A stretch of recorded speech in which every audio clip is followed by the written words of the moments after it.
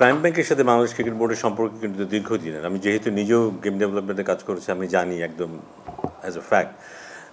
দীর্ঘদিন ধরে prime bank associated cricket বোর্ডের সাথে, এবং প্রাইম ব্যাংক যেসব টুর্নামেন্ট প্রাইম ব্যাংকের নামে আয়োজিত হয়েছে এই পর্যন্ত, সেখান থেকে কিন্তু অনেক খেলোয়াড় কিন্তু বয়সভিত্তিক খেলায়, এবং সেখান থেকে বয়সভিত্তিক জাতীয় দল, এবং সেই জাতীয় দল থেকে বয়সভিত্তিক দল থেকে পূর্ণাঙ্গ জাতীয় দল পর্যন্ত তারা কিন্তু পৌঁছেছে। সো প্রাইম ব্যাংকে একটা বিশাল ভূমিকা রাখছে কিন্তু গ্রাসরুট লেভেল ক্রিকেটে। আর স্কলারশিপ কনসেপ্টে যেটা হয় যে যারা প্রাইম ব্যাংকের স্কলারশিপ হোল্ডার হয়, এটা একটা অন্য ধরনের গর্বের ব্যাপার কিন্তু প্রত্যেকের জন্য, এবং তাদেরকে আমরা ভিন্ন দৃষ্টিতে দেখি। এটা সবাই পায় না, কিন্তু খুব স্পেসিফিক, এক্সক্লুসিভ।